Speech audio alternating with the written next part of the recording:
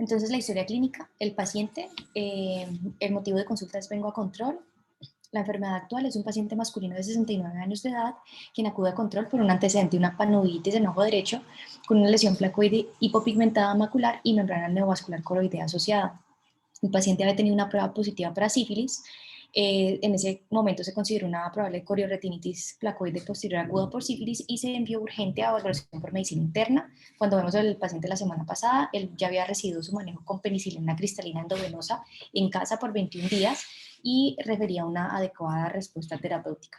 En cuanto a los antecedentes, el paciente es hipertenso, toma losartán y quirúrgicos, tiene facoiliojo derecho y una colicistectomía. Entonces, al examen ocular a consulta, el paciente tenía una agudeza visual, ojo derecho de cuentadedos que con pinhole mejoraba a 20-150, ojo izquierdo 20-150 que mejoraba a 20-40.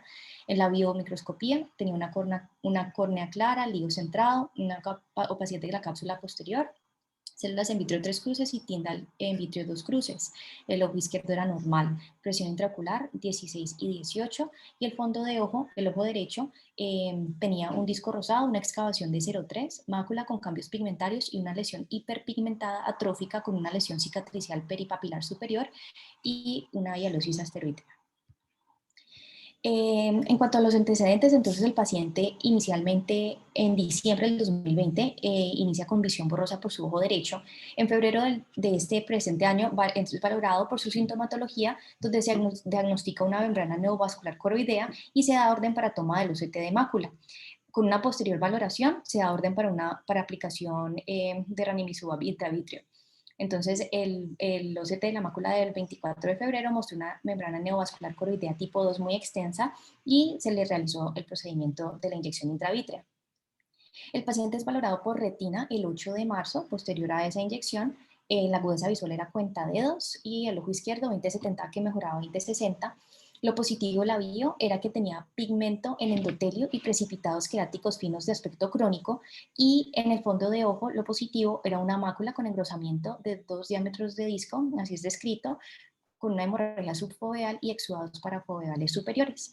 La retina era adherida y no se observaba vasculitis. En el concepto de esa valoración, eh, se sospechó, se decía que le llamó la atención al médico que lo valoró, que la tensión, que tenía precipitados queráticos finos en córnea y algo de celularidad en vitrio, por la cual se busca descartar un proceso infeccioso, y en este momento también se le envía pues su segunda inyección, por lo que venía siendo tratado.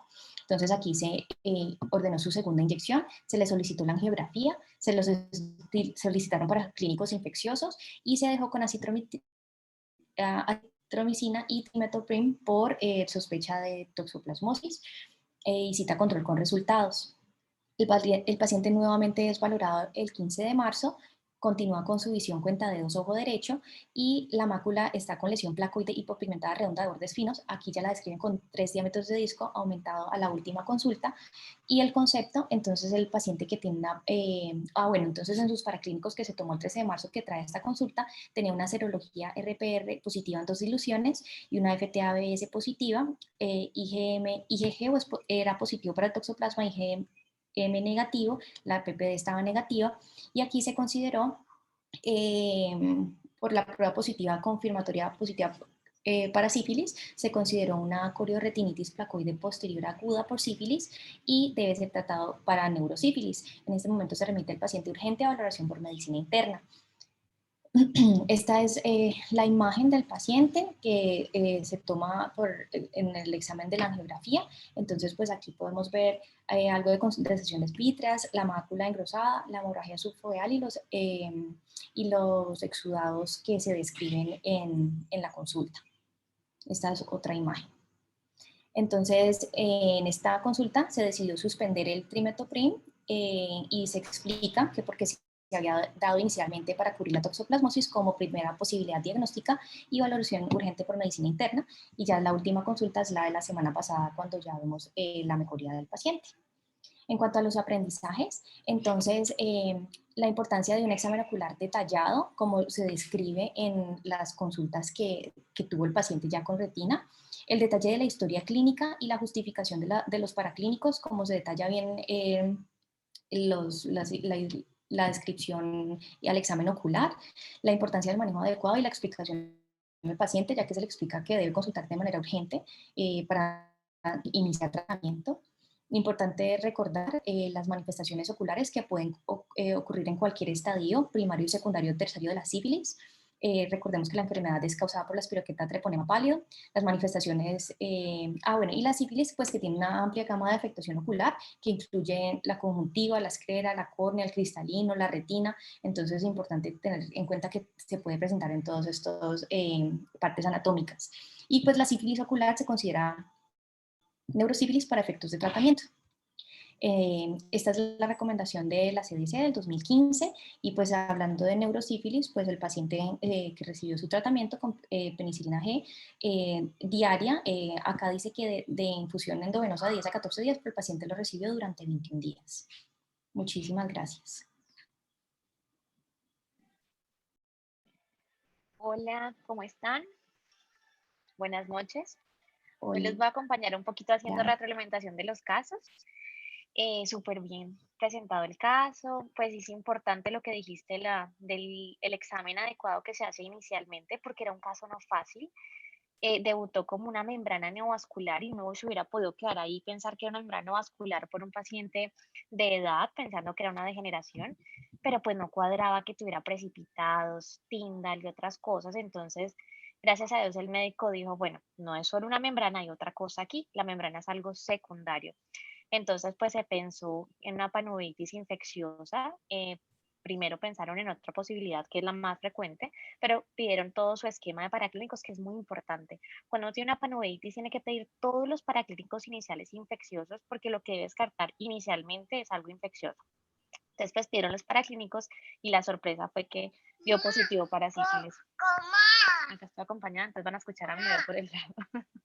Entonces dio positivo para sífilis, pero es un caso muy bonito, además que nos enseña cómo tratar la sífilis. En la sífilis ocular, siempre que tenemos uveitis por sífilis, es con penicilina cristalina y debe ser endovenosa, como mostraste ahí en la recomendación. Son generalmente 14 días, pero su internista decidió darle 21 y pues para nosotros mejor. Y como mostraste, pues había una mejoría dramática. Cuando nosotros lo vimos ya después del tratamiento, ya no tenía células, ya la infección estaba controlada, o sea, estaba muy bien el paciente. Entonces, pues es un caso que nos deja muchos aprendizajes, como mostraste, porque no era un caso sencillo. Adelante. Gracias. Doc, ese era un paciente que vi yo, ¿cierto? ¿Ese paciente lo conozco? Sí, Sí, sí, ¿cierto? es tuyo. Se me había desaparecido. Yo, este señor, me quedé preocupada porque se me desapareció. Ah, bueno, entonces ya sé que sí lo trataron. Ah, bueno, Sí, gracias. y está muy bien. Gracias. Bueno. Muchas gracias, doctora. Muchas gracias, Katy. ¿Puedes continuar, Natalia? Bueno, buenas noches. El caso que les voy a presentar hoy es un agujero macular postraumático. Fue un caso valorado con el doctor Gerson López. Es un paciente masculino de 39 años quien asiste al servicio de urgencias el 29 de marzo por cuadro que fue iniciado a las 2 de la tarde mientras se encontraba guadañando. Tuvo un trauma en el ojo derecho con posterior dolor y visión borrosa. Niega antecedentes patológicos u oftalmológicos. Al ingreso tenía una agudeza visual sin corrección de 20/400 que no mejoraba en el ojo derecho y en el ojo izquierdo una agudeza visual de 20/20. La motilidad ocular estaba conservada y dentro de la biomicroscopía en el ojo derecho tenía una hemorragia subconjuntival inferior con una erosión en cuadrante nasal entre las 4 y las 6 con un ifema que ocupaba aproximadamente la mitad de la cámara anterior con un diámetro de 5 milímetros. Adicionalmente tenía células también en la cámara anterior y el cristalino no era valorable. Los reflejos pupilares estaban presentes. El ojo izquierdo estaba sin alteraciones. Tenía una presión intraocular de 13 milímetros de mercurio en ambos ojos y en el segmento posterior el ojo derecho no era valorable y en el ojo izquierdo tenía una escalación de 0,2/0,2, una retina aplicada y la mácula estaba sin alteraciones. Se dejó como un paciente con un diagnóstico de trauma ocular contuso y una uveitis traumática en el ojo derecho, con diagnósticos de trauma contuso ojo derecho, uveitis traumática, ifema y una erosión corneal superficial. Dentro de la conducta se decidió iniciar diclofenaco, una tableta cada 12 horas por 5 días. Se solicitó una ecografía ocular del ojo derecho y un control al siguiente día. Al siguiente día asiste el paciente con el reporte de la ecografía ocular, donde los únicos hallazgos eran ecos puntiformes y membranáceos móviles de baja reflectividad sugestivos de un proceso inflamatorio o hemorrágico. La retina estaba herida. Ese día ya el IFEMA estaba en 1 milímetro más o menos. Sin embargo, se encontró una presión intraocular de 40 milímetros de mercurio, por lo que se decidió iniciar manejo con Critantec cada 12 horas en el ojo derecho, Proxten Plus cada 2 horas en el ojo derecho y atropina cada 8 horas en ese mismo ojo.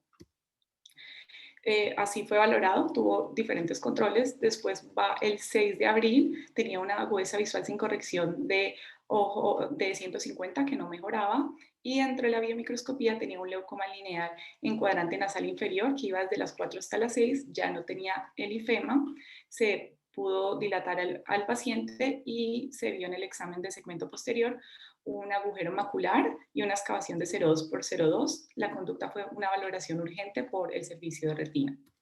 Ese mismo día fue valorado por el servicio de retina, quien definitivamente evidenció el agujero macular y solicitó un OCT. El paciente asiste el 19 de abril a control con el reporte de OCT de mácula, donde, como podemos ver, se evidencia un agujero macular de 479 micras. La conducta fue FACO más LIO más vitrectomía posterior más pelamiento de la membrana limitante interna más siendo láser más gaso silicón, según los hallazgos pues encontrados, y se le solicitó una biometría para el ojo derecho. Entonces, ¿qué aprendizajes nos deja este caso? Bueno, tener en cuenta que el agujero macular traumático es la segunda causa más común de agujero macular posterior a la idiopática. La visión suele oscilar entre 20/80 y 20/400, dependiendo pues del grado del agujero. La incidencia va desde un 1 a un 9%. Se ha visto que aproximadamente en el 5% de los casos se puede observar un opérculo libre y en el 10% de los casos puede haber un desprendimiento de la retina alrededor del agujero.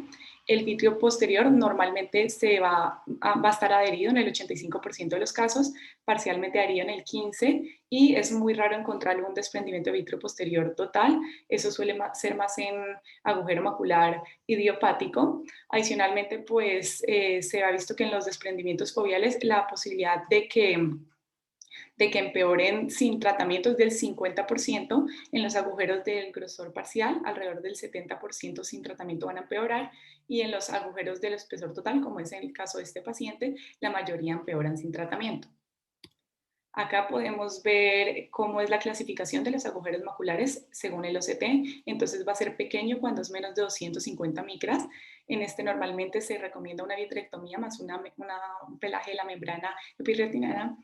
En el mediano, que es entre 250 a 400 micras, ya se recomienda la vitrectomía más el pelaje de la MER y de la limitante interna.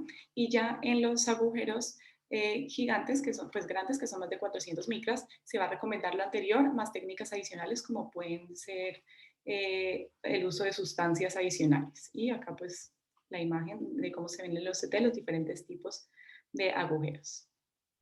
Y ya. Muy bien. Natalia, una pregunta.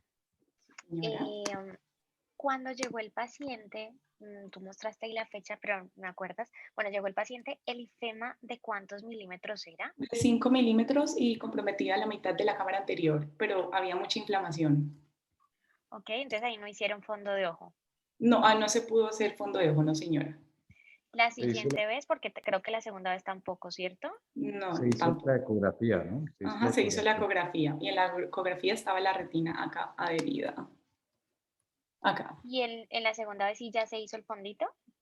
¿La segunda vez se hizo fondo o tampoco? Porque vi que lo hicieron fue en la tercera, ¿cierto? Sí, señora, en la tercera, porque en el segundo día todavía persistía bastante inflamación y todavía había persistencia del ifema. Ok, pues es un caso también muy bonito. Miren que él ingresó con una agudeza visual de 20/400, que probablemente, pues su ifema de 5 milímetros, tenía una edemita corneal, tenía erosión, pero probablemente no explicaba realmente el 20/400, o sea que uno ahí dice algo ahí atrás, probablemente. Entonces pidieron la ecografía pues no mostró gran cosa, mostró solamente unos ecos ahí aislados que no explicaban tampoco.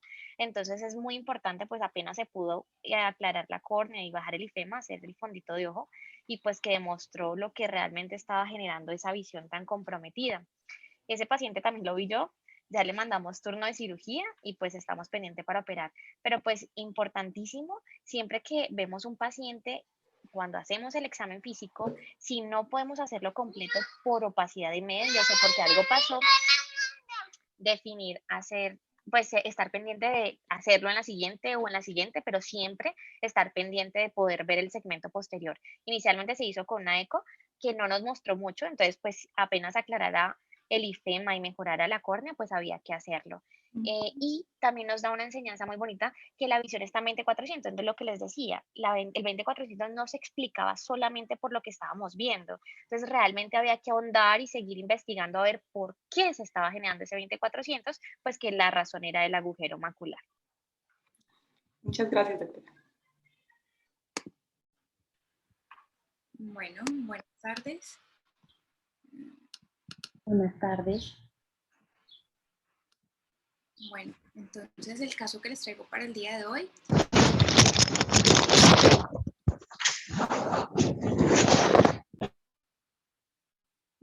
es un paciente que acude a la consulta de oftalmología general de 37 años, masculino. Él llega para la revisión anual de la opacidad del cristalino en ambos ojos y comenta que desde niño pues la presentaba. En ese momento de la consulta él negaba cualquier tipo de síntomas y como antecedentes pues positivos solamente era quirúrgico con una resección de pterigio en ambos ojos hace 2 años. La acuosia visual en ojo derecho con la corrección era 20/20, en ojo izquierdo era 20/25 con corrección. La biomicroscopía, lo único positivo era la catarata polar posterior, como muestran las flechas, y la presión intraocular en ese momento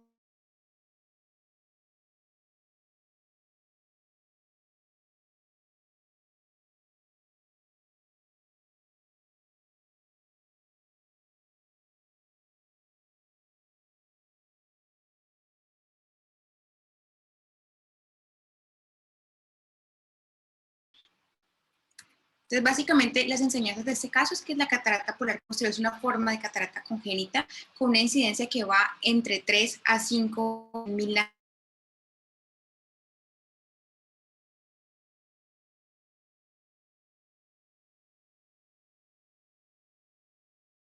alta incidencia se cree que se debe a una adherencia que es firme de la placa a la cápsula posterior y esta la cápsula posterior suele ponerse un poco más delgada y se puede romper con cualquier traumatismo por más mínimo que sea. Otra enseñanza es que los pacientes que tienen agudeza visual conservada, el tratamiento básicamente va a ser conservador, como en este caso, que si el paciente tiene indicaciones de cirugías, el oftalmólogo debe prepararse para posibles complicaciones, que si el paciente es joven, tiene un mayor riesgo de presentar un desprendimiento de retina posterior a la cirugía y pues en esos pacientes hay que evitar realizar la hidrodisección. Bueno, entonces este es un artículo que muestra la incidencia de la ruptura de la cápsula posterior en cirugía de facomulsificación de catarata normal, que va del 1.1% aproximadamente, y nos hablan de que la incidencia de la ruptura de la cápsula posterior en la catarata polar posterior de 6 al 36%, como está escrito en la literatura. Este estudio es un estudio prospectivo, analítico, donde se valoraron, pues la muestra era pequeña, 46 ojos de 38 pacientes con polar posterior, y se presentó una incidencia de ruptura de la cápsula en un 13%. Este es también un estudio retrospectivo que lo evaluaron 81 ojos en 59 pacientes, donde encontraron que la incidencia de la ruptura de la cápsula posterior fue del 31%, también la muestra era pequeña. Esta complicación fue más frecuente en los menores de 40 años y finalmente 2 ojos pues presentaron caída del núcleo a la cámara posterior. Este era el caso que les traía, no sé si pues tienen alguna pregunta. Bien, Ale. Sí, aquí es importante la conducta que tuvieron, ¿no? No siempre las cataratas son, espérense, ya les prendo la cámara. Las cataratas no siempre son quirúrgicas y muchas veces las polares posteriores son, uy, no, porque estoy muy no presentable. Las polares posteriores muchas veces no son centrales, ¿no? Muchas veces son paracentrales y cuando la pupila está cerrada tienen una visión aceptable.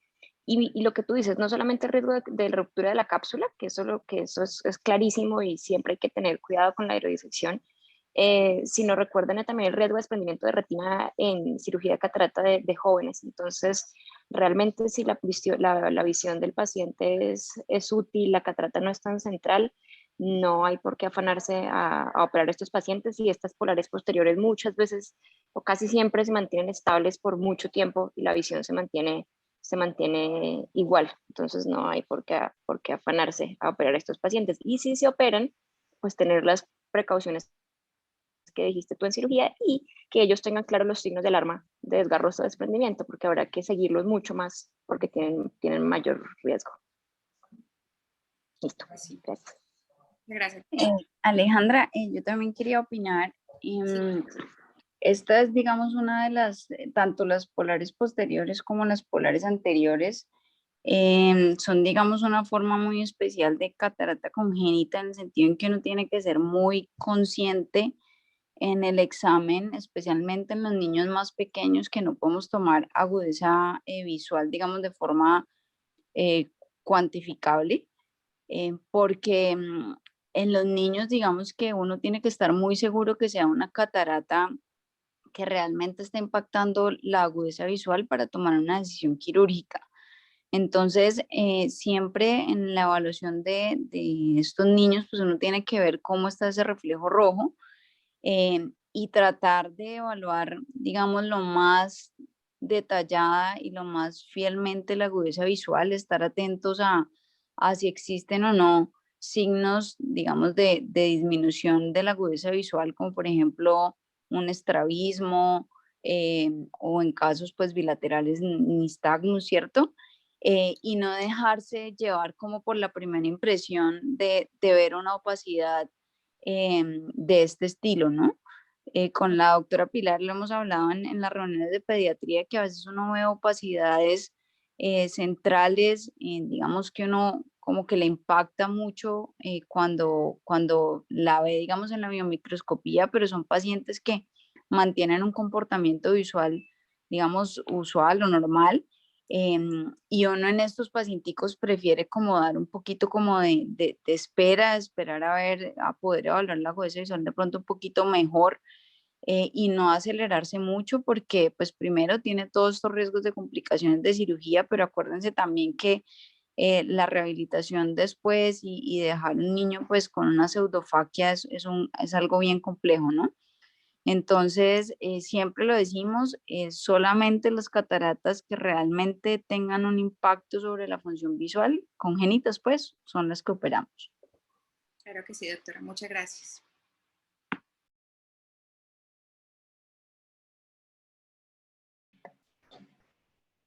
Muchas gracias, doctora. Gracias, Aleja. ¿Puedes continuar, Jesús? Listo, buenas noches. El caso de hoy lo denominamos timoma y miastenia gravis, lo hizo con la doctora Bautista. El motivo de consulta: se le cayó el párpado, originario de Cali, un paciente de 9 años. Él consultó el 20 de febrero por inicio de tosis palpebral y desviación ocular derecha. No presentaba cefalea, náuseas, vómito ni alteraciones en la marcha. Y al día siguiente fue llevado al Club Nobel, donde realizaron resonancia de órbitas, que fue normal. Tenía una resonancia cerebral que mostró una hiperintensidad en T2 con el FLAIR que comprometía los ganglios basales, un aspecto ventral del tálamo derecho, corona radiada y pedúnculo cerebral ipsilateral sin restricción en la secuencia, ni difusión ni realce. Ellos en ese momento consideraron que era un proceso inflamatorio versus demielinizante, y le iniciaron también tratamiento con metilprednisolona endovenoso, y en la historia estaba descrita que tenía una midriasis del ojo derecho, por lo cual solicitaron angioresonancia cerebral, que fue normal. Ellos pues en ese momento lo remiten a neuro por la persistencia de la sintomatología, por el cuadro. Ellos estaban empezando como un tercer par y así lo remiten, y dentro de la evaluación que teníamos, al examen físico, tenían una agudeza visual, reflejos, fondo de ojo, test de colores y campos visuales por confrontación, todos normales. Sin embargo, pues llamaba la atención la tosis del párpado del ojo derecho con una desviación, una exotropia. Del mismo se realizó el test de hielo con mejoría, tenemos luego una hendidura palpebral de 8 milímetros en el derecho posterior al test de hielo, y en el izquierdo de 10 milímetros. Esta fue la evaluación que tuvimos en la segunda consulta con la doctora Bautista. Entonces, dentro de los movimientos oculares pues era marcada la desviación en el ojo derecho. Sin embargo, al realizar el test de Cogan, este era negativo, pero Simpson era positiva. En este que tenemos acá de el Cogan, vamos a ver que es negativo, no hay la retracción.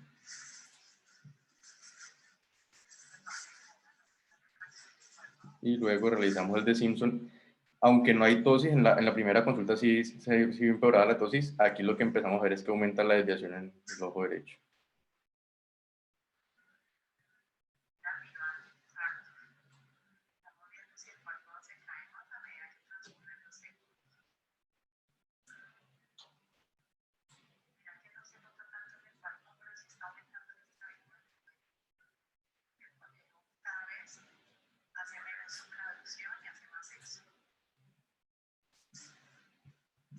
Con estos hallazgos, entonces, se le solicitan más paraclínicos por parte de neurooftalmología, los trae el 13 de abril y muestra que tiene un test de estimulación repetitiva compatible con una alteración en la unión neuromuscular.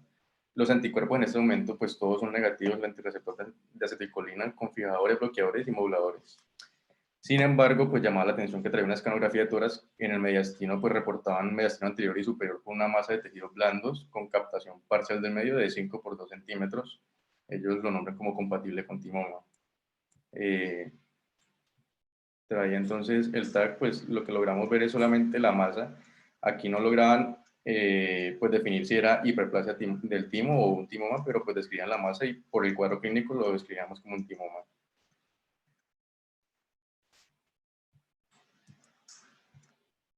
Entonces, la conducta en este momento pues, fue evaluado por neuropediatría. Ellos formulan el tratamiento pues, para la patología con bromuro de piridostigmina 2 tabletas al día. Y la madre en este momento lo refería que iba a ser valorado nuevamente y si no había respuesta a este manejo, lo iban a hospitalizar para hacer una junta médica y definir el manejo quirúrgico. Dentro de los aprendizajes de este caso que queríamos traer era recordar pues, que la myasthenia gravis es una enfermedad autoinmune producida por unos anticuerpos contra los elementos de la placa neuromuscular en la membrana postsináptica, y cuando eso ocurre concomitante a un tumor, pues se va a tratar de una myasthenia gravis paraneoplásica. Cuando está asociada a la patología del timo, que es en el 15% de los pacientes se asocia a un timoma y en el 60% a una hiperplasia del timo. Asimismo, cuando pues presente en el 50% de los pacientes con timoma desarrollarán pues la myasthenia gravis. El pico de incidencia suele ser alrededor de los 50 años. Veíamos que este es un caso atípico que se presenta en un pediátrico. Y aquí, además de los anticuerpos que estábamos presentes en muchos pacientes con myasthenia gravis con timoma, se detectan también anticuerpos antitinina en el 95% de los casos y los anticuerpos antirreanodina en el 70% de los casos. Pues recordar aquí que en todos los pacientes con un diagnóstico de myasthenia gravis, independientemente de la distribución, si es ocular o generalizada y si la serología es positiva o no, se debe realizar una prueba de imagen para descartar la patología del timo. Aquí, pues a la hora de ver las imágenes, recordar que la radiografía de tórax es una prueba de imagen básica que no es útil para detectar una hiperplasia del timo. Y la TAC, sin contraste, sería la prueba inicial de elección, que pues, la diferenciación entre un timoma o una hiperplasia del timo suele ser difícil, pues vamos pues, a identificar la masa. El tratamiento médico va a ser los inhibidores de acetilcolinesterasa, la piridostigmina, fármacos inmunosupresores como corticoides, cetiopina, ciclofosfamida, metrotexate o micofenolato. Y el tratamiento en las exacerbaciones, la plasmaféresis. Ya el tratamiento quirúrgico pues será la timectomía dependiendo de la evolución y pues de la conducta que decía el especialista. Muchas gracias. Jesús, muy bonito el caso. Pregunta, ¿no lo han vuelto a ver? No, doctora. Pues tenía pendiente el viernes pasado la consulta con neuropediatría y posterior a eso voy a volver con nosotros en un mes. Pues primero, pues súper bonito el caso porque es atípico, o sea que no es como lo primero que uno piensa y pues incluso en el club no lo habían pensado. Me parece súper bonito como lo documentaste porque una cosa es contar que tenía la tosis y la desviación y otra cosa es verla. Entonces, buenísimo que hayas filmado, buenísimo que hayas documentado el caso súper bien, o sea, nos quedó súper claro.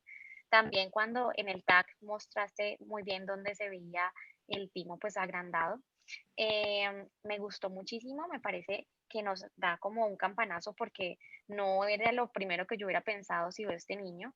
Y pues buenísimo porque hicieron todos los test, a pesar de que no fueron muy evidentes al inicio, pues los test que le hicieron, pero sí al frío fue evidente la mejoría.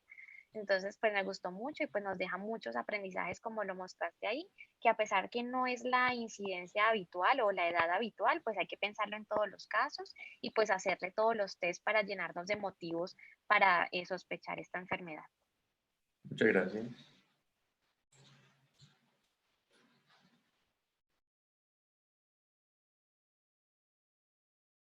Muchas gracias, doctora. Gracias, Jesús.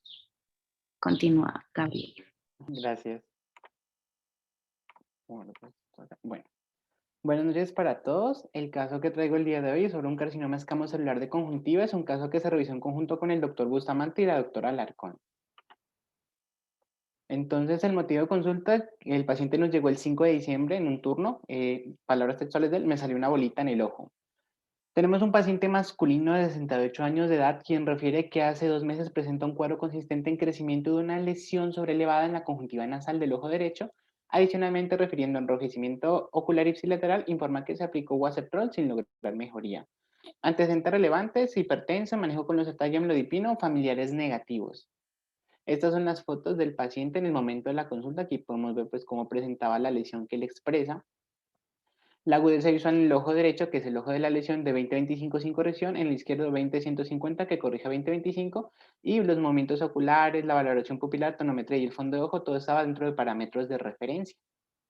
Aquí podemos ver a la biomicroscopía un poquito más la lesión con la presencia de vasos nutricios también, aparente una invasión córnea y la aparente leucoplaquia también. Basándonos en lo anterior, se dio una impresión diagnóstica de un tumor maligno de conjuntiva y la conducta inicial fue una valoración urgente por oftalmología oncológica con la doctora Alarcón. Fue valorado por este servicio donde se dio la impresión de una neoplasia intraepitelial conjuntival versus un carcinoma escamocelular. Estas son más imágenes también, cortesía de la doctora Alarcón, donde se pueden ver bien los vasos nutricios y el tamaño de la lesión. Como conducta se solicitó una ultrabiomicroscopía y la resección de la lesión como tal. Esta es la ultrabiomicroscopía del paciente, donde se reporta la presencia de una lesión que va de 4.99 milímetros la córnea con 3.23 milímetros de altura. Podemos ver que tiene una densidad heterogénea y con contenidos quísticos en su interior. Fue llevado a resección el 21 de diciembre. Esta es la lesión, pero podemos ver que ya hay un compromiso del recto medio. Se tomó también para la patología parte de la inserción del recto medio. Esta fue la muestra de patología y posteriormente se le realizó un injerto de membrana amniótica. En la cita postquirúrgica, que fue el 12 de enero con la patología, nos reporta un carcinoma escamocelular bien diferenciado infiltrante con bordes de resección comprometidos, informando también que el tejido de inserción del recto medial también tenía un compromiso por el carcinoma escamocelular. Esta es una imagen ilustrativa, lastimosamente no pude conseguir las placas del paciente, de un carcinoma escamocelular de conjuntiva. En este caso solicitaron varias tinciones, la que más destaca es la básica de hematoxilina y eosina, que aquí podemos ver la proliferación de células, y acá también es de KI67, que es inmunohistoquímica, que en este caso el KI67 era de un 30%, lo normal suele ser hasta 10%, por lo tanto si era una neoplasia. Y se llevó exenteración, por lo tanto, esta es la pieza patológica de la exenteración, y el paciente se le pudo preservar los párpados superior e inferior, y estas son pues fotos también cortesía por la doctora Alarcón. ¿Y qué aprendizajes me deja este caso? En primer lugar, que toda lesión de crecimiento rápido, con vasos nutricios, leucoplaquia y con invasión aparente a otras áreas adyacentes deben orientar la sospecha de una lesión maligna, por lo que deben ser remitidos lo más pronto posible al servicio de oftalmología oncológica. Número 2, el carcinoma de células escamosas puede presentarse en diferentes formas clínicas: leucoplaquia gelatinosa, papilomatosa, pediculada, nodular, que nodular era el caso del paciente, y difusa. Y es posible la afectación limbal y la invasión orbitaria u otros tejidos adyacentes. Durante las resecciones también de lesiones conjuntivales, en los casos en los que se sacrifica el exceso de conjuntiva, se puede emplear un injerto de membrana amniótica para su reconstrucción. Cuarto, la cirugía de exenteración implica la extirpación completa del globo ocular y la retirada total o subtotal de los tejidos blandos orbitarios, retrobulbares y todo el párpado, la mayor parte de él. Sin embargo, para realizar esta cirugía debemos tener en cuenta también el contexto del paciente y debe individualizarse muy bien según las condiciones que esté presente. Y la indicación más común de cirugía de exenteración es el tratamiento de neoplasias malignas epiteliales con invasión, y deben resecarse para extirpar por completo todos los tejidos potencialmente implicados. Muchas gracias, este es el caso que tenía para el día de hoy. Gabriel, yo tengo una pregunta. Es que, no sé, como que me pasaste rápido o no lo entendí. Entonces sacaron la lesión, pusieron la membrana amniótica, llevaron a patología, ¿y qué pasó? O Sí, sea, ¿decidieron resulta, exenterar por qué? en primer lugar, porque se vio que ya había un compromiso del recto medial. Entonces, también para la patología se tomó parte de la inserción del recto medial. Ambas piezas enviaron a patología y el patólogo nos reporta que, bueno, que efectivamente se trataba de un carcinoma escamocelular y también que ya la parte de la inserción ya tenía el compromiso del escamocelular, es decir, que estaba infiltrando hacia el recto medial. Ok, y entonces ahí decidieron la exenteración. Exactamente, se decidió la exenteración. Ok. Voy a pues, Beatriz, bueno. Sí, aquí ahí. estoy. Mira, Perfecto. hay una de las cosas importantes, yo creo que pues de todos los mensajes que dio Gabriel, que digamos es bueno para los residentes, pero sigue siendo un mensaje muy importante cuando ustedes ven este tipo de casos, que suena hacer una exenteración por un carcinoma escamocelular, suena muy agresivo, que es como lo que digamos que tú te puedes sorprender por eso, pero yo más o menos hago una exenteración al mes por carcinomas escamocelulares que previamente eran neoplasias intraepiteliales de alto grado, donde no había compromiso de la membrana basal y que de alguna forma se podía hacer una resección completa con bordes de resección negativos. Aquí lo que sucede es que, por ejemplo, si uno ve la historia, entonces cuando consultó en diciembre, el paciente decía que llevaba 2 meses apenas con la lesión nodular, pero realmente para que tú hagas un carcinoma escamocelular, por lo menos pasa alrededor de un año. Y pues digamos que en los últimos 3 meses puede notárselo más. Lo que pasa es que él le coincidió el fenómeno pues de la pandemia y por eso no consultó y él vive como en un área rural, entonces consultó ya fue más o menos en diciembre, eso es lo primero. Y lo segundo es que cuando es un carcinoma escamocelular, es decir, cuando ya se rompe la membrana basal, significa que ya hay un compromiso escleral. Y bajo ese concepto, digamos, es un infiltrante, un carcinoma infiltrante, y la indicación es, si se respetan, digamos, los rectos, entonces se puede nuclear el paciente, pero si hay compromiso muscular, la indicación es exenteración, porque el concepto es tratar de dejar bordes de resección o que por lo menos no hayan células que me sigan generando diseminación del carcinoma escamocelular, porque cuando tienes un reporte de patología que muestra un KI67 por encima de 10%, estamos hablando de un tumor que tiene pues alta actividad. Entonces, si nosotros dejamos, aunque sea, digamos, un borde o estamos muy cercanos a los bordes de resección, la posibilidad de recurrencia es muy alta. En una patología que solamente con una resección local puede resolver el problema.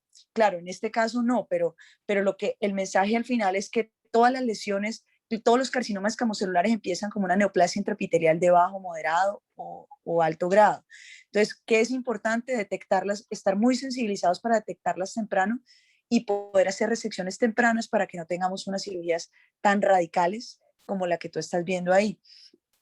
A él lo que le pasó es que tenía compromiso ya escleral, que se veía en la VM, pero además de eso, la inserción del recto medio tenía compromiso. Entonces, bajo ese criterio no tiene otra posibilidad desde el punto de vista terapéutico diferente a exenteración orbitaria. Muchísimas gracias, Caro. Yo tengo una pregunta. Si cuando le hicieron la UVM, se vio ya el compromiso y la infiltración escleral, ¿por qué no se pensó inicialmente en nuclear en ese caso que no sabíamos lo del recto? ¿O el plan a seguir es primero hacer la resección lo mejor que se puede para ver si quedan bordes? Porque se veía la esclera infiltrada y la córnea infiltrada.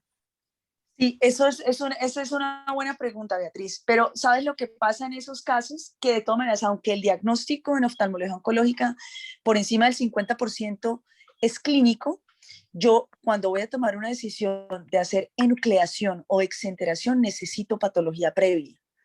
Entonces, yo le hice una resección amplia y digamos que se hace reconstrucción como membrana amniótica y bajo las condiciones normales de una resección de un tumor de superficie ocular, sabiendo que los bordes de resección iban a quedar comprometidos, porque ya digamos que imaginológicamente yo lo veía, pero necesito la patología que me confirme esa sospecha diagnóstica clínica que yo tengo para tomar la decisión de hacer una cirugía tan agresiva, porque de todas maneras la enucleación o la exenteración son cirugías mutilantes. Entonces, yo no puedo decirle a un paciente, digamos que en este caso, donde el señor veía 20-30, señor, lo tengo que nuclear, y te voy a decir, me puede pasar que, por ejemplo, yo diga, lo voy a nuclear, vamos a hacer el escenario en el que yo lo enuclee, solamente con diagnóstico clínico, por ejemplo, con el reporte de la UVM, pero en la enucleación tú encuentras que el borde de resección es decir, que el recto medio está comprometido. Entonces, si en un postoperatorio de enucleación encuentras eso, pues la lesión va a seguir creciendo y la conducta después de la enucleación sería la exenteración. Entonces, por eso, pues no vale la pena hacer esos dos procedimientos de esa forma, sino que uno debería primero tener la patología, que es como lo que pasó en él, y después ya tomar la decisión si se enuclea o se exentera. Pero cuando se va a hacer enucleación y exenteración en tumores de superficie, sí necesitamos de una patología previa confirmatoria, pues desde el punto de vista histopatológico, que es diferente a melanoma de coroides, donde sí yo puedo hacer enucleaciones sin tener el reporte de la patología, que es, digamos que diferente en la toma de decisiones en esos casos. Y sobre todo porque estas cirugías son agresivas. Él se le hizo una exenteración modificada, afortunadamente, y ustedes vieron que se conservó los párpados, entonces eso estéticamente le da una muy buena evolución, a diferencia de cuando nos toca dejar una cavidad orbitaria cruenta, que más o menos se puede demorar 4 meses o 5 meses en cerrar por segunda intención. Entonces, por eso tomar ese tipo de decisiones, pues sí se deben basar en esos hallazgos histopatológicos. Muchísimas gracias, Caro.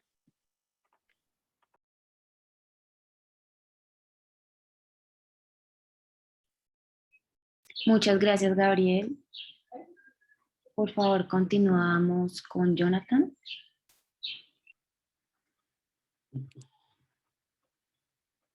Bueno, buenas noches. El caso que les traigo el día de hoy es una parálisis facial que vimos con el doctor Marco Augusto Gallón. Y bueno, tenemos una paciente femenina de 36 años. Ella inicialmente remitía por neurooftalmología por la presencia de un lagoftalmos del ojo derecho secundario a una parálisis facial. Esta paciente en el año anterior había iniciado con hipoacusia a nivel del oído derecho y posterior, después de varios exámenes en este estudio de la hipoacusia, se dieron cuenta que la paciente estaba cursando con un neurinoma del acústico derecho y por eso fue llevada a resección de este en febrero de este año. El neurinoma es un tumor asociado a las células de Schwann que normalmente se va a encontrar a nivel del ángulo pontocerebeloso, como lo vemos en la imagen de la derecha. Es una estructura pues, anatómica que se va a encontrar entre la protuberancia y el cerebelo y que va a estar en gran relación con el vestibular y con el facial. Posterior a la cirugía de la resección, la paciente hizo un infarto vulvar, hizo edema cerebral y hematoma. Secundario a este hematoma hizo aumento de la presión intracraneal. Bueno, posteriormente esto la paciente estuvo en UCI, salió de la UCI y ya pues consultó en oftalmología, quien nos la remitió. La paciente en el momento tenía una hemiparesia izquierda y esto era secundario a alteración de las fibras corticoespinales descendientes y disartria secundario a la parálisis facial, diplopía horizontal secundario a la alteración a nivel del sexto par, una parálisis facial por alteración del séptimo y la hipoacusia derecha secundario a la lesión que presentaba en el vestíbulo coclear, como lo podemos ver también en la imagen de la derecha. En el momento la paciente estaba con carbamazepina, amitriptilina, acrilam, Lagricer y suero autólogo. En el momento ya del examen físico teníamos una paciente con una agudeza visual de 20-40 por el ojo derecho y del ojo izquierdo 20-20. Una presión intraocular de 12 en ambos ojos y en cuanto a los movimientos oculares ya tenía resuelta la parálisis a nivel del sexto par. En cuanto a la microscopía teníamos una córnea con evidencia de una puntata difusa a nivel del ojo derecho y al momento de hacer prueba con el microfilamento vimos que tenía sensibilidad levemente conservada a nivel de la córnea derecha. En el fondo de ojo, la paciente tenía unos discos de bordes ligeramente borrados, elevados, asociados a hiperemia del anillo neuroretiniano, con una excavación normal, y esto era secundario a el aumento de la presión intracraneal que había tenido secundario a su hematoma. Entonces, ya pasamos al examen de párpado y musculatura facial. Lo que evidenciamos es que la paciente tenía una hipofunción del músculo frontal derecho de 3/4 y una hipofunción del músculo orbicular superior 2/4, del inferior 3/4. Y como podemos apreciar en esta imagen, donde está en posición primaria, vamos a ver un scleral show y un lagoftalmos que alrededor de 5 milímetros era. Algo importante de esta paciente es que cuando se le pedía cerrar el ojo, se alcanzaba a apreciar que tenía un muy buen fenómeno de Bell y no evidenciamos que tuviera ectropion o retracciones palpebrales severas. Solo una leve retracción palpebral que podemos ver en la imagen inferior, donde también se corrobora la incapacidad para cerrar la hendidura palpebral completamente. Entonces, con esta paciente, se una impresión diagnóstica de un lagoftalmo secundario a esta parálisis facial, una parálisis del quinto nervio del trigémino porque tenía alteraciones de la sensibilidad, que me olvidaron comentarles, la parálisis del sexto resuelta y el papiledema en resolución. Como tal, el plan quedó con la grisela una gota cada hora, el aclinar cada 12 horas, suero autólogo una gota cada 4 horas y se le mandó a hacer oclusión del ojo derecho la mayor parte del día y control en una semana para definir si realmente requería algún procedimiento extra, como en el caso de ella, que se podría hacer una tarsorrafia. Todas las conclusiones y los aprendizajes de este caso, inicialmente recordarles que hay muchos médicos que utilizan incorrectamente el término de parálisis de Bell y recordar que el término de parálisis de Bell es cuando hay una parálisis facial idiopática, pero es un diagnóstico de exclusión. Normalmente siempre tengo que descartar todas las patologías que pueden estar asociadas con una parálisis facial, como en este caso que fue la lesión del facial por la resección del neurinoma. Como segundo, evitar la queratopatía por exposición es mucho más fácil prevenirla que tratarla. Recordar que en estos pacientes, sobre todo pues no tenemos otorrinos o neurocirujanos, que cuando entran a operar este tipo de lesiones siempre o con mucha mayor frecuencia se lesiona el facial y van a tener problemas para hacer el cierre palpebral. Los factores de riesgo más importantes para esta queratopatía por exposición es la ausencia de sensación corneal, el lagoftalmo severo, un fenómeno de velo ausente y un ojo seco. Y como por último, recordar las indicaciones objetivos del tratamiento quirúrgico para el lagoftalmos es la prevención o el manejo de la exposición corneal, la corrección del entropion del párpado inferior y el manejo de la ptosis de ceja y el tratamiento de la epífora crónica. Y no más. Muchísimas gracias. Muy bueno, Jonathan. Yo tengo una pregunta. Mostrar otra vez las fotos. Porque en uno se ve que cuando cierra, cuando hace fuerza para cerrar, hace bien el Bell, pero en la superior derecha está cerrando y le queda abierto, ¿o no? Sí, doc, ahí es cuando le pedíamos que hiciera muy levemente la fuerza. El de abajo es cuando hacen fuerza sostenida.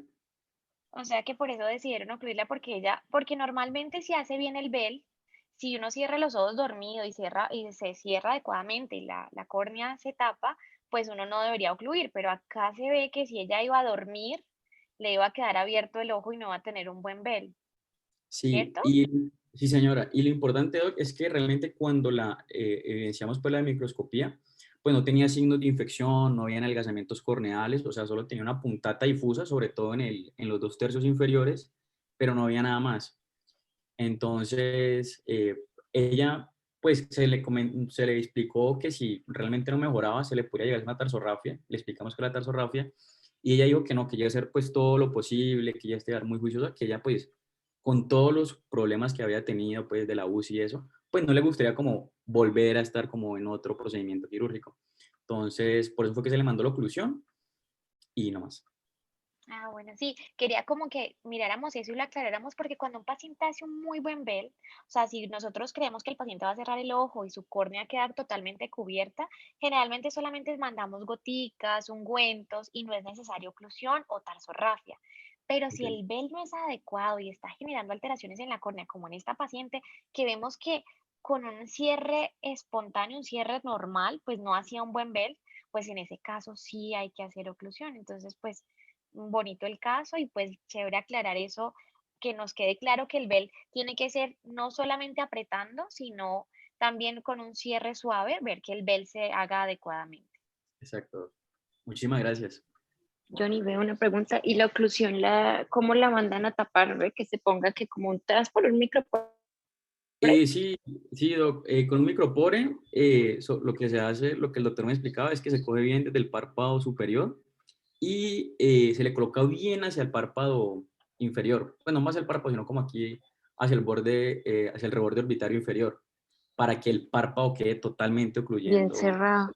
porque es que a veces les da tanta dermatitis y tanta cosa. Yo me acuerdo que en la residencia, como cuando veíamos pacientes en UCI que quedaban así con los ojitos, con los oftalmos también, les hacíamos cámara húmeda. Yo no sé, doctor Gerson, si eso funciona. O sea, yo no me acuerdo que les poníamos como vaselina alrededor en la piel, puede ser el pómulo y en la frente, y un plastiquito, puede ser un vinipel o cortábamos las bolsas de solución salina de forma que el ojito les queda abierto, pero como queda eso ahí como húmedo, les genera, sí, lo llamamos cámara húmeda, pero no sé si realmente eso funciona, no sé si lo han hecho para no tener que estar pegándole el micropor en el párpado. Sí, doctora Denise, sí lo hemos hecho y eso sí funciona muy bien la cámara húmeda. Funciona bien, lo que pasa es que es un poco incómodo, ¿no? Otra cosa que nosotros usábamos eran las gafitas como de protección, de las gafitas Como de natación también, ¿cierto? Sí. Pues, la gafita se le ponía la gasita o húmeda y eso les ayudaba un poco porque pues nosotros los de córnea vemos todos estos pacientes también y realmente a veces los manejos no son tan fáciles porque ahorita está bien esa paciente, pero no sabemos qué va a pasar a futuro. Y lo que yo he visto es que finalmente terminan con tarsorrafia o con peso de oro. No sé si el peso de oro lo consideraron, Jonathan, en algún momento. No, inicialmente no se consideró porque la paciente había tenido, o sea, desde que la vio neurooftalmo, sí ha tenido muy buena recuperación a nivel de la musculatura facial. Entonces, pues no se consideró como hacer un procedimiento tan invasivo. Perfecto, sí.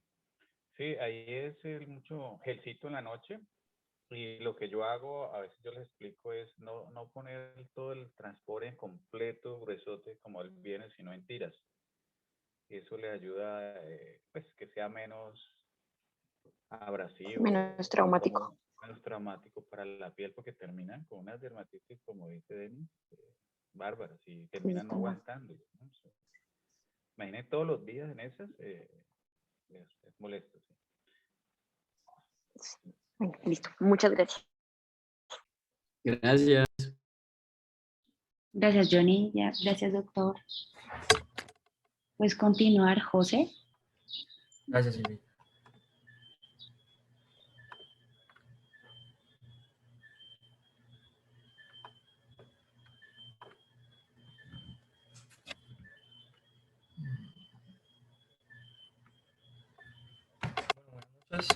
Hoy les quería traer un caso de un dermolipoma que fue quirúrgico, que vi también con el doctor Gallón. Se trata de una paciente femenina de 7 años de edad.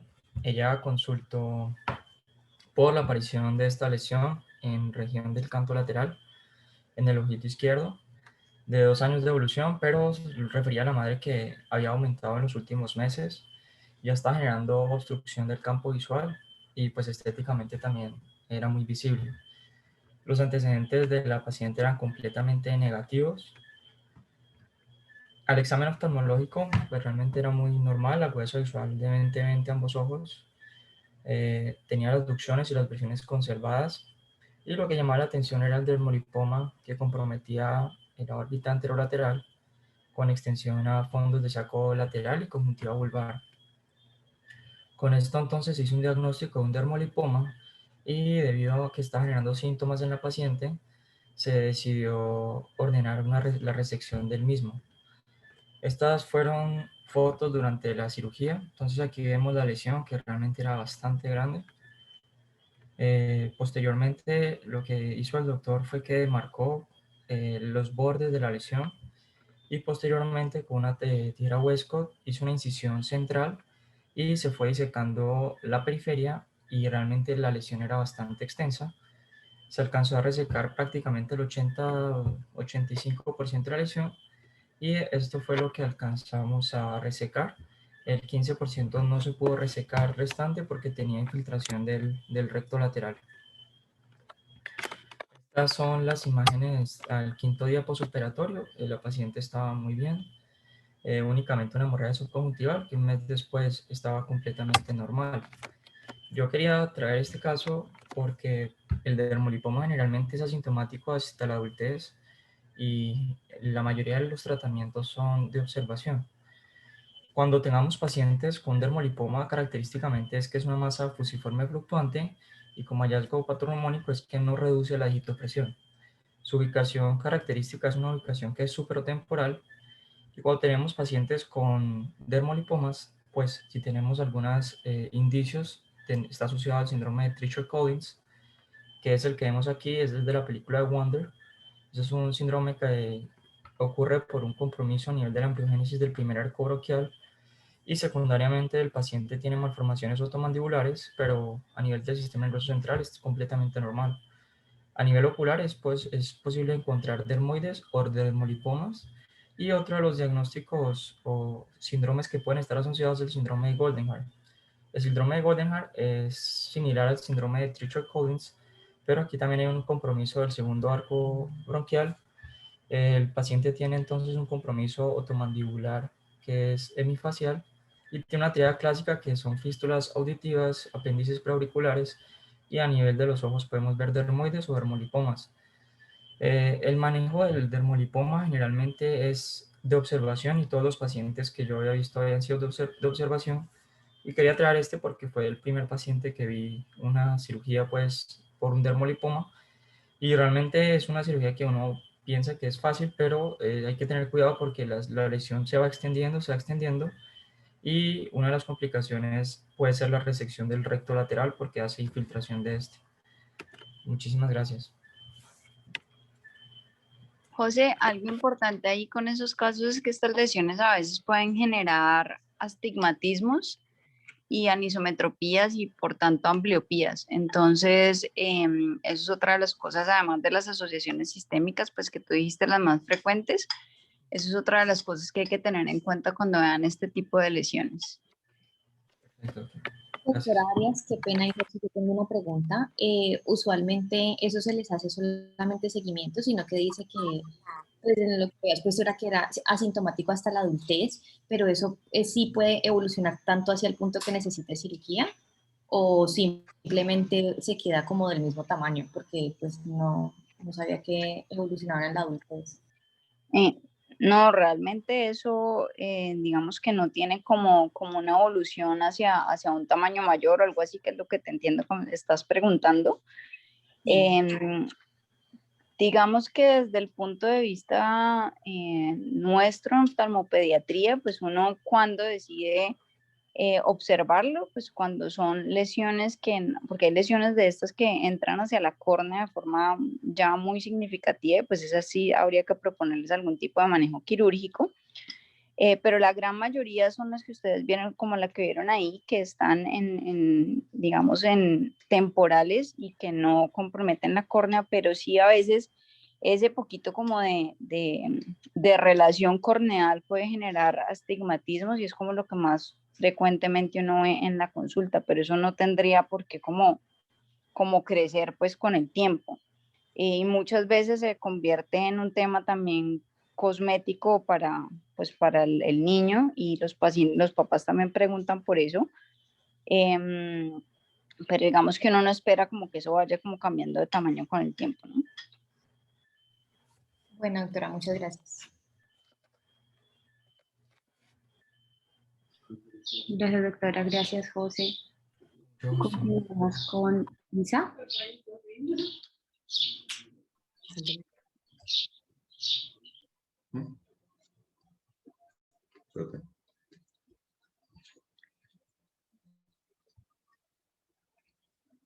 Hola, buenas noches. Bueno, el caso que traigo el día de hoy lo vimos esta semana con el doctor Narváez acá en Pasto. Entonces es un paciente de 14 años, es un niño, antecedentes pues no refería y pues es de acá de Pasto.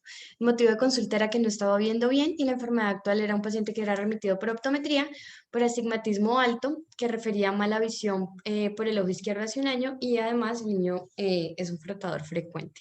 Entonces esto es lo que vemos de la lo que traía el de la consulta de optometría, lo habían visto el 15 de marzo y traía una refracción donde vemos pues una esfera de +1 con -4 por 15 que lograba un 20 menos y en el ojo izquierdo tenía -8 con -9 por 160 y llegaba a un 20/60. Y las queratometrías, pues vemos que en el ojito izquierdo tenemos unas queratometrías bastante elevadas con miras irregulares, que eran pues el motivo de la remisión. Al examen físico, entonces el paciente estaba 20-50, que con pinhole alcanzaba un 20-40, y por el ojo izquierdo 20.000, que con pinhole alcanzaba un 20-150. Al examen físico, pues el paciente tenía reacción papilar, más o menos de 2 cruces, y tenía este hallazgo pues, de melanosis limbar, y de resto el segmento anterior estaba normal, y en el fondo de ojo tenía una excavación 0,4 con mácula sana y el resto de hallazgos normales. En la autorrefracción teníamos un menos 1,25 con menos 5,25 por 0 grados, y teníamos en el ojo izquierdo menos 7,75 con menos 10,75 por 0 grados. Y las queratometrías entonces igualmente más elevadas en el ojo izquierdo con el autorrefractómetro que usamos en la consulta. Entonces, pues las impresiones diagnósticas son una conjuntivitis alérgica a ambos ojos y pues una sospecha muy alta de queratocono. Entonces, la conducta fue enviarle olopatadina cada 12 horas a ambos ojos. También se le dieron pues las recomendaciones en cuanto pues al tema de alergias y a identificar los alergenos y disminuir pues el contacto con el polvo y todo lo que lo pudiera acumular.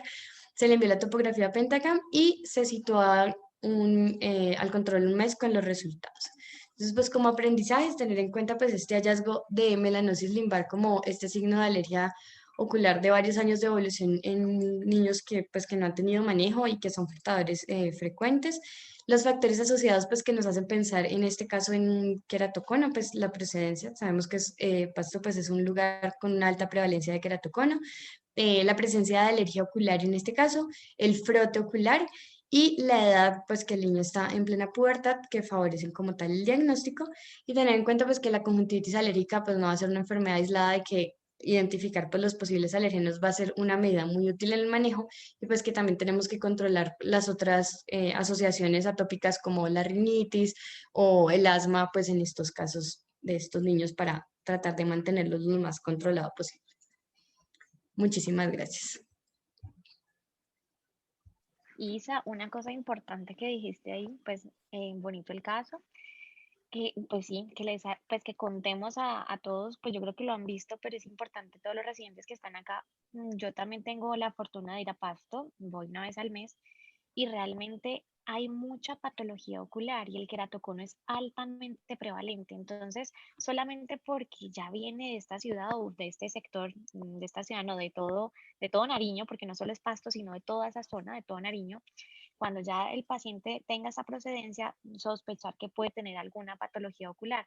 No solo queratocono, allá tienen miopías altísimas, son miopías patológicas, unos pacientes con unas miopías enormes y retinopatía miópica secundaria. Entonces, importante cuando tengamos estos pacientes, pues igual buscarles todos los signos que nos mostró Isabela, ver lo de su conjuntivitis alérgica, manejarla integralmente, pero sospecharla cuando vengan pacientes procedentes de acá.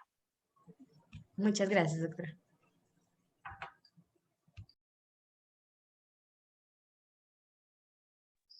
Muchas gracias, Isa. Doctora Endo, tú dirás si continuamos o no con los casos. Pues ya son las 7, no sé si continuamos. ¿Cuántos nos faltan? Faltan 4. Yo creería que podemos hacer los corticos, pues hagámoslo rapidito.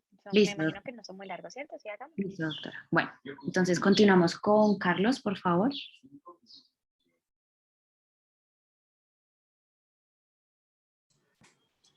Bueno, buenas noches a todos. Mi nombre es Carlos Pérez, residente de oftalmología en la Javeriana. Y el caso que les traigo el día de hoy se llama cistinosis manifestada en córnea. Fue un caso que vi con el doctor Marco Martínez en la consulta de córnea del Instituto de Niños Ciegos y Sordos. Entonces, una paciente, una niña de género femenino de 5 años, una fecha de consulta fue el 16 de abril del 2021, en la consulta de córnea del instituto y origen Calibaria. El motivo de consulta fue control. Es una paciente de 5 años con antecedentes de cistinosis quien acude al control en el momento del tratamiento con mercaptamina o cisteamina al 0,55%. En las consultas previas la niña había manifestado o la mamá había notado pues fotosensibilidad que en el momento pues no estaba presentando gracias al medicamento que estaba usando. Antecedentes, traqueostomía y nefropatía por cistinosis.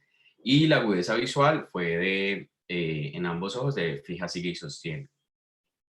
El fondo de ojo en ambos ojos pues sin alteración.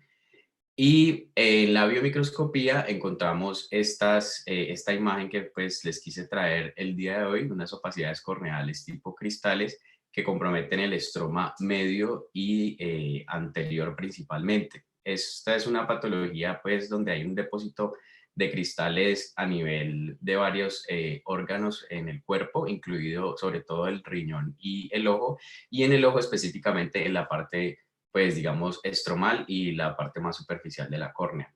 Entonces se consideró pues el diagnóstico que ya tenía de base, cistinosis con afectación corneal en ambos ojos, y el plan, una paciente con cistinosis, que es una enfermedad de depósito metabólico, por lo que debe recibir tratamiento tópico con mercaptamina o cisteamina, además del sistémico que ya está recibiendo, debe recibir también tópico, una gota cada 6 horas en ambos ojos.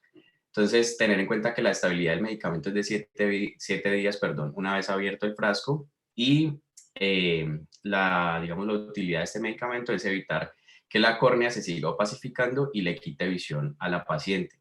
Entonces, por ser una enfermedad metabólica asociada a una deficiencia enzimática, pues el tratamiento debe ser de por vida. Esta es la imagen del ojo contralateral con hallazgos similares a los que acabo de que acabo de presentar, perdón. Y las enseñanzas básicamente de este caso es que la cistina es un componente esencial de la queratina y la cistinosis es un trastorno genético poco frecuente, generalmente autosómico recesivo. La forma infantil es de 1 de cada 200.000 niños, donde se acumula este aminoácido en las células, formando cristales que pueden dañarlas por acúmulo de ellos en los lisosomas. Este dato es de niños, pues porque la paciente es pediátrica, pero obviamente también se presenta en la edad adulta.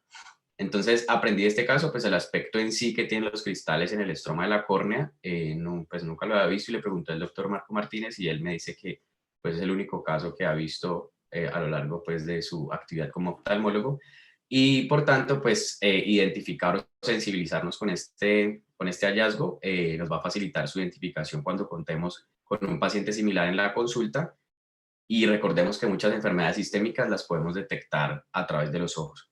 La cisteamina tópica reacciona con la cistina intracelular, formando un disulfuro similar a la lisina y se transporta a través del lisosoma utilizando el sistema de transporte normal de la lisina y así puede, digamos, desecharse, evitando que se acumule. El tratamiento entonces se va a enfocar en evitar la opacidad para evadir la necesidad de un futuro trasplante corneal, porque se han reportado casos de recurrencia de los depósitos de los cristales, incluso en pacientes que han contado con queratoplasia penetrante. Muchas gracias. Carlos, muy bonito. Nunca me había visto un paciente con cistinosis, pues es la primera vez que lo veo, entonces muy bonito. Te iba a preguntar dónde se consigue la cisteamina que se le pone.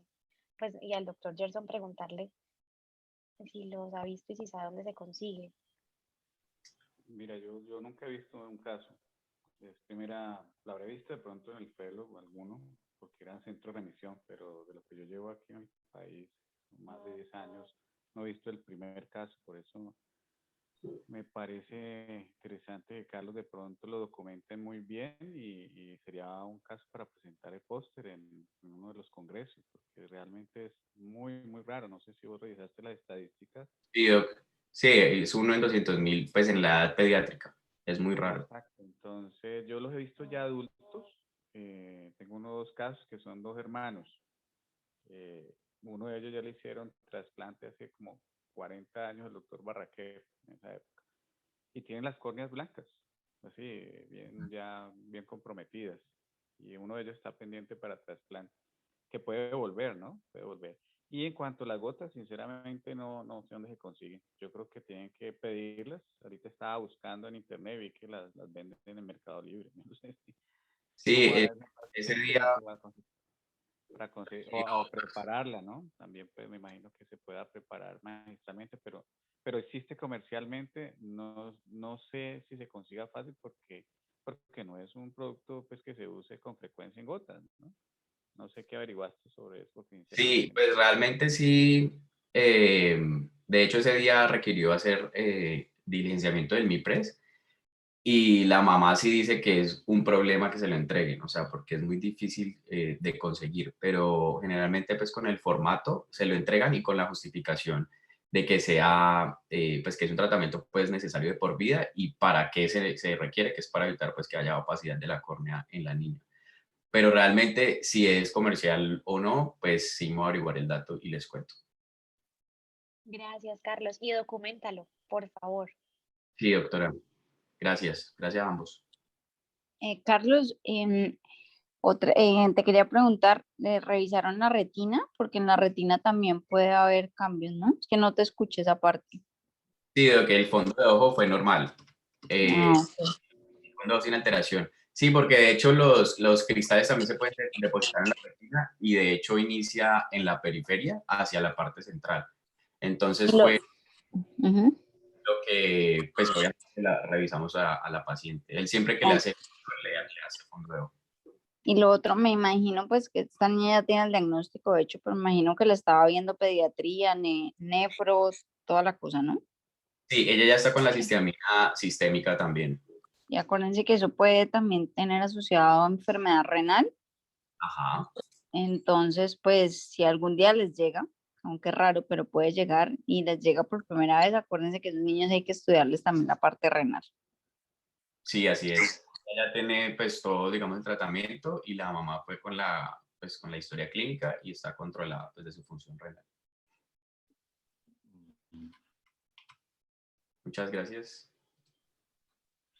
Gracias, doctores. Gracias. Un gusto, Silvia.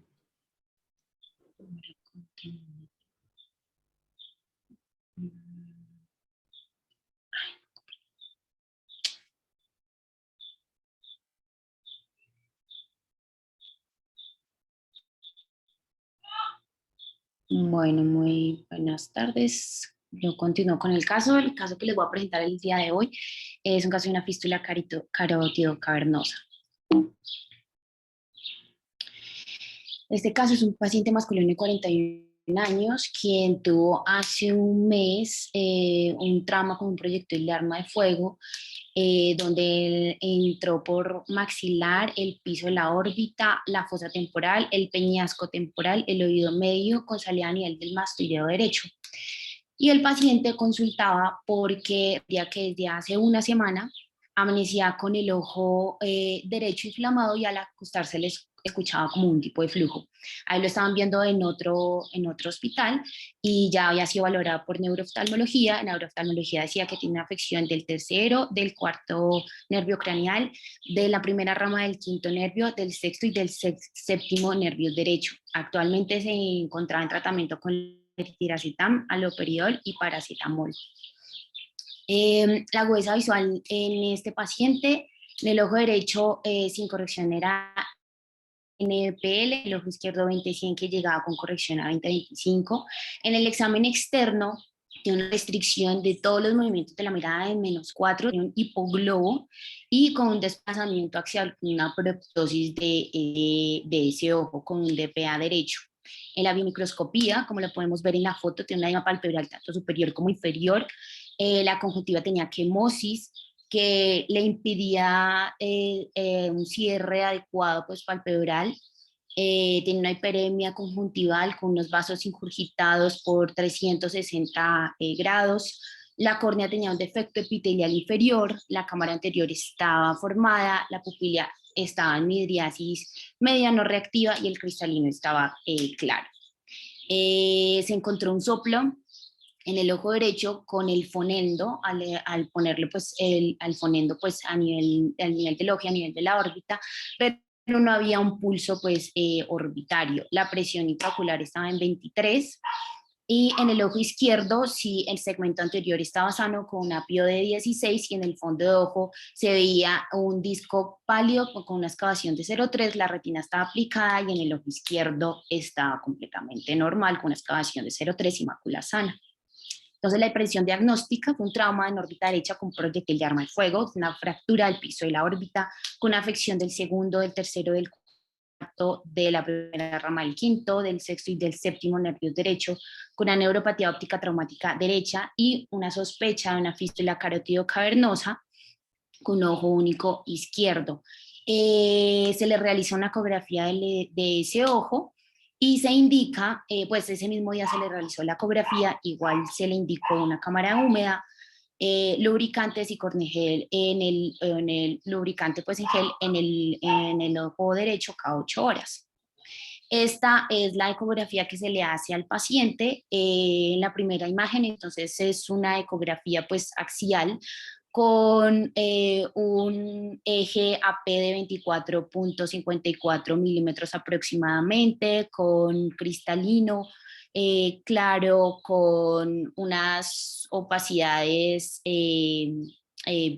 con unas condensaciones, perdón, de baja densidad a nivel del vítreo, pero la retina, la coroide se veía bien, y en esta imagen AP podemos ver como una dilatación a nivel inferior del nervio óptico que corresponde a la vena oftálmica superior.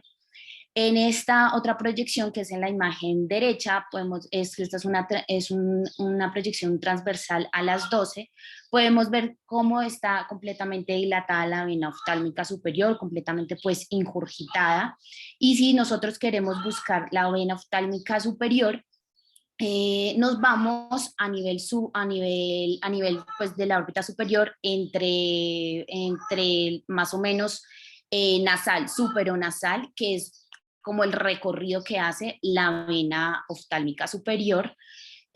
Acá entonces se ubica entre, este también es un L12, esta es una proyección de L12 que podemos ver entonces el recto superior, el nervio óptico que está y la vena oftálmica superior pues dilatada.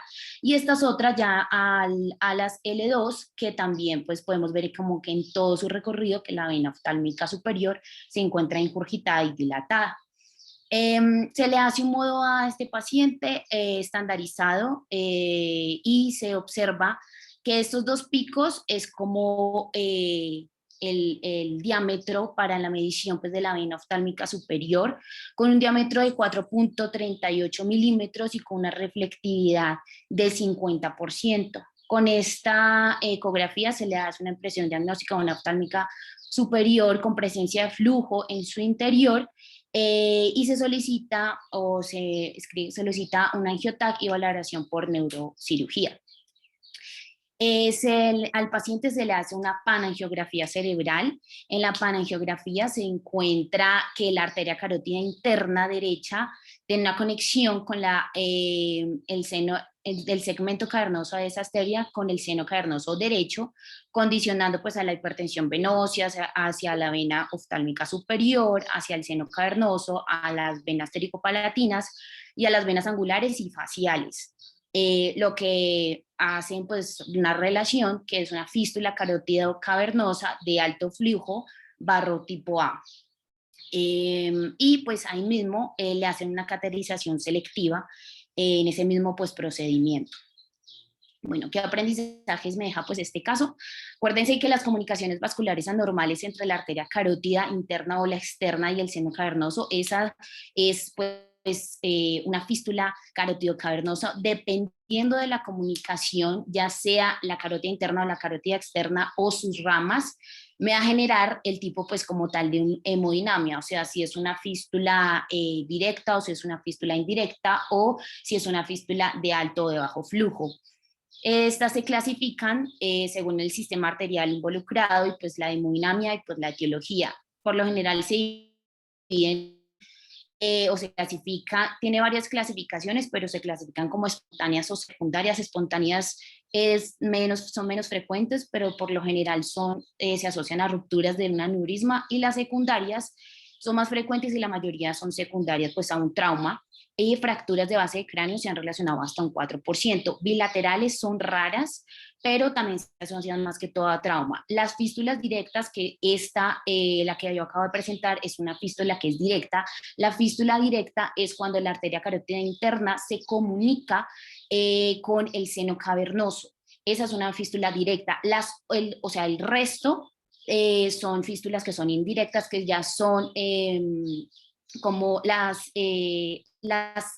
comunicaciones de las arteriolas, de la arteria carótida interna o de la arteria carótida externa con el seno cavernoso. Estas son fístulas indirectas y son fístulas por definición también de bajo flujo. Entonces todas las fístulas directas son de alto flujo, perdón. La mayoría son de secundarios pues a un trauma, y lo que sucede acá es que hay un desgarro en la pared muscular, hay una laceración de una de sus ramas o sección completa por fuerzas de cizallamiento, y la clínica pues obviamente va a estar determinado según la etiología, según la clasificación, el tamaño de la fístula, la ubicación también de la fístula, el flujo sanguíneo y la ruta de drenaje.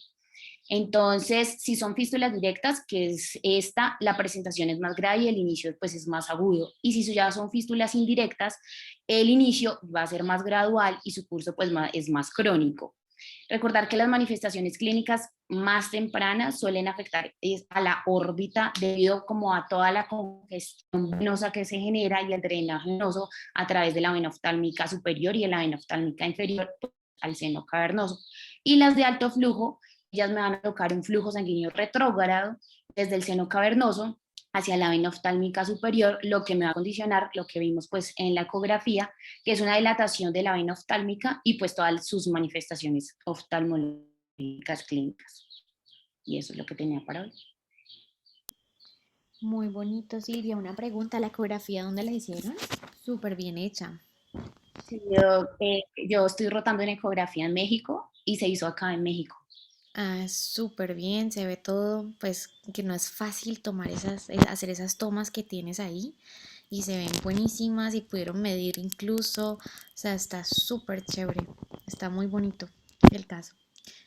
Por lo general, la vena oftálmica superior uno no la ve en una órbita pues normal, uno no la encuentra.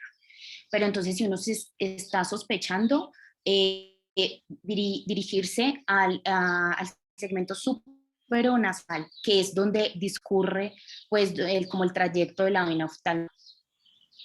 Ok, sí, está súper lindo. Yo ya o sea, te estoy preguntando dónde tomaste eso porque no es frecuente que lo hagamos, no es frecuente que lo documentemos y que lo veamos tan lindo. Silvia, ya son las 7:22. Pues yo quisiera, si alguien más quiere comentar este caso, pero diría que solo dejemos hasta aquí. Listo, no sé si alguien más tiene alguna pregunta. Entonces, a la próxima semana continuemos a las 6 y entonces nos quedaron faltando 2 casos. Perfecto. Muchas gracias a todos. Y bueno, eso es todo. Gracias, que descansen. Hasta luego. Gracias. Chao. Hasta luego.